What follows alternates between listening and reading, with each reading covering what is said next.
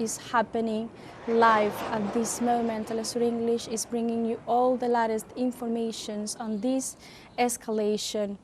And now let's go with Eduardo Meneses, who is politologist, to help us to understand, to go a little bit deeper on what is going on and what the world is witnessing at this hour. Hi, Eduardo, and thank you very much for joining us. Hi, thank you very much for the invitation. Always pleased to be here. So this is a crucial moment for the Middle East. What do you think that this how could impact the ongoing negotiations between Iran and the United States regarding the nuclear program of Iran? Well, the first thing is we need to mention that Iran already said that they were going to suspend the negotiation that was going to happen this weekend, which is obvious after the attack that just happened. We know that even if the United States were not directly involved in the physical attack, there has been a lot of coordination, obviously.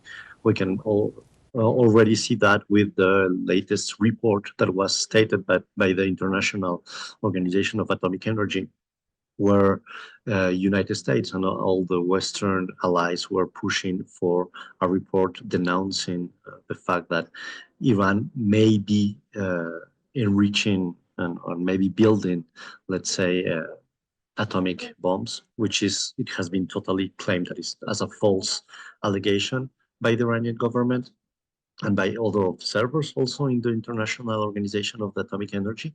But that was the previous preparation moment for the ongoing attack. So we know that the United States was informed about what was going to happen. They have already been taking out some of the diplomatic personnel in the region. We have been seeing how they have been in this moment helping Israel to defend themselves from the retaliation from Iran. So we know that the United States were involved, maybe not directly in the first attack, but they were directly coordinating with Israel what has happened. So it's obvious that the answer from Iran was going to be to suspend these negotiations. So in the moment right now, it's difficult to see what is going to be the next diplomatic channel that can be opened. Through that, maybe there's still an opportunity to open a channel still for this weekend, but right now it is closed. What consequences could have the insistent attacks and attempts to destroy the nuclear facilities of Iran by Israel? What consequences could it have for the civilian population of Iran? So there are two things here. The first is the immediate consequences, which hopefully for the moment the Iranian government has announced that there is not a wide contamination out of the central of Natas and the other ones who have been bombed. There are signs of contamination inside some of those facilities, which is not directly nuclear waste, but it is other types of radial, let's say, contamination, which can be manageable till now. But definitely there's a big risk because Israel has been announcing that there's going to be a continuous attack. It's not just something that stopped right now. As you all have been seeing, the Prime Minister Netanyahu was calling citizens in Iran to rebel against the government, saying that the worst is still to come, that they're going to continue attacking. So there's a big, enormous risk on the strategy that is the criminal strategy that is being held by Israel. I say criminal because it is totally in violation of international law to attack nuclear facilities, even if those are not mainly because those are not military facilities, but there are civilian facilities only based on energy production. And in fact, this is a huge risk for the Iranian population, but also is putting all of us at risk because it is the first time that we are seeing the direct attack and totally approved by a government in this scale against nuclear facilities, which in the context of the growing military tensions in the world is putting everyone of us at risk because suddenly what has been till now been let out of the conflict in a direct way, like nuclear facilities, are now being transformed into direct military targets. This puts obviously the people in Iran at high risk, but it is putting every territory in the world which held any nuclear facility in a context of a global war which is being framing and escalating right now. It is putting everyone at risk, and all of us we know that tragic incident in a nuclear facility can put in risk whole regions without only at scale of local or national scales, but really regional scales. We have already seen that in Chernobyl. We have seen already in Japan when there was the tsunami. So this is something that we must prevent as quick as possible, and we should stop and do not justify this kind of attacks. And how would you describe the role that the US is playing amid this further escalation of tensions in the Middle East? I mean, it is obviously that the ones who are coordinating and even preparing those attacks are the United States. We know that the President Trump made a Twitter this morning saying that he was the one who gave an ultimatum to the Iranian government in order to sign the new conditions of a non-proliferation treaty. It's not a non-proliferation of weapons, obviously, for the United States. The United States do not want Israel to have atomic energy at all, even if it is civilian. And he was clearly saying from this morning that he was the one who gave the ultimatum of 60 days to sign it, and they didn't sign it.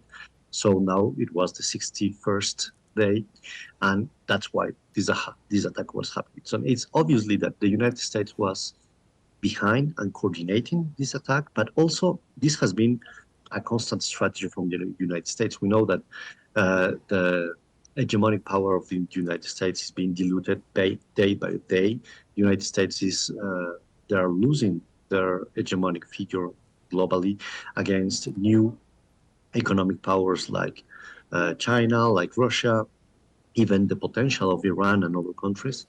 And the only way they have found out to stop this loss of hegemonic power has been war. It is not something new. It has been a continuous U.S. strategy during the last decades.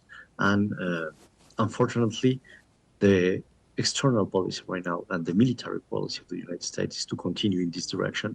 We have seen this in three different fronts in the world. The first one is against Russia. The other one is against Iran. And we know that the support that the U.S. has given to Israel in the ongoing genocide in Palestine is exactly in this sense, is to prepare the front, the military front against Iran, and the other one is against China.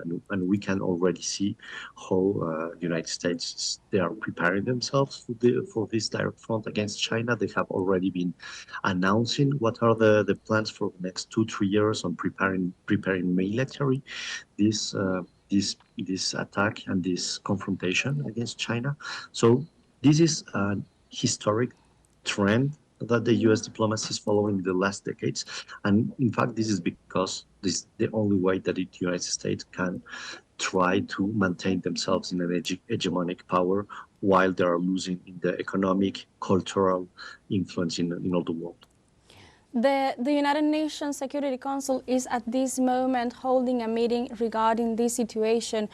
What do you think that the international community can really do in spite of all the situation that has been going on for the past 2 years almost regarding the genocide in Palestine, but also in this moment of escalation of tensions? What the international community can really do to halt this? Well, unfortunately, we have already seen that the United Nations do not have any tools to confront the escalation of military tensions in the world.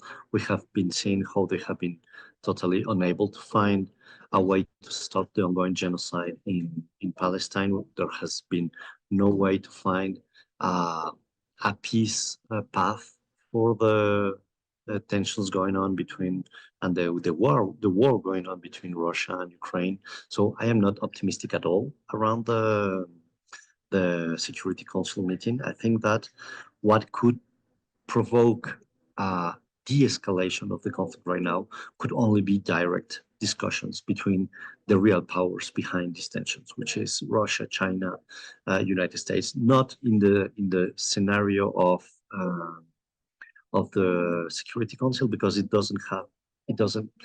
hasn't been at all fruitful in its discussion. What we can expect from the discussion is a very delayed declaration and the use of the veto of the United States or China or Russia, depending on the case of what are the resolutions that are being proposed.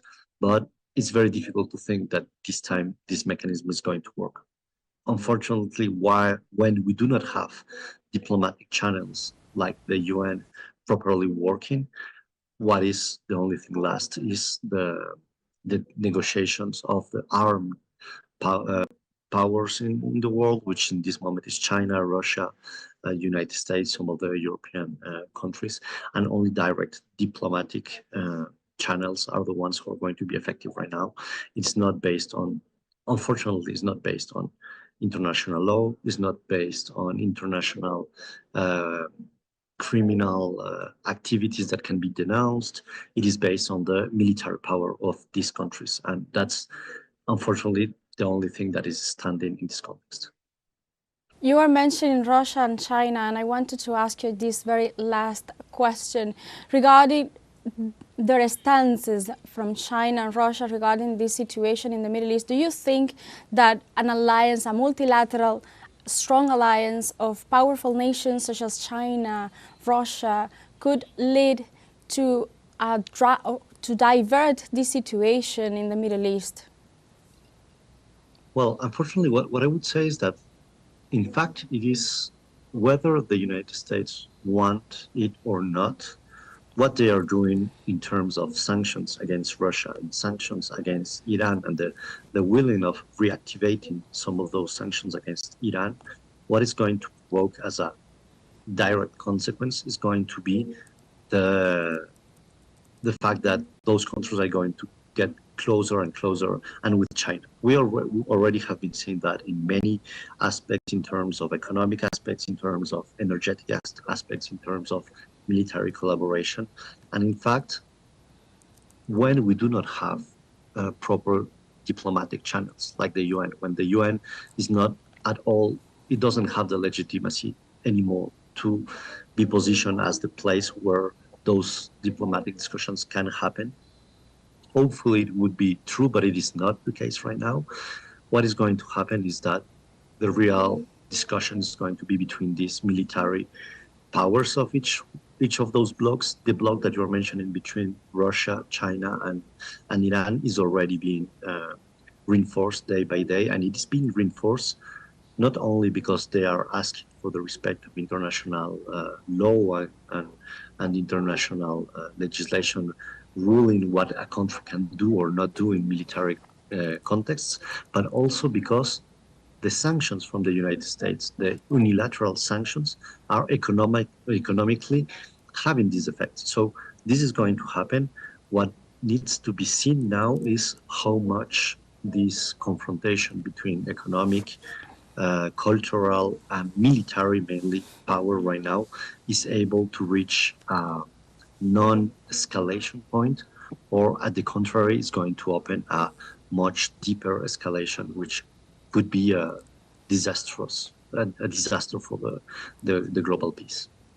Thank you, Eduardo, for your time here from the South and help you go into deep on this escalation of tensions in the Middle East. Thank you very much for the invitation. We were listening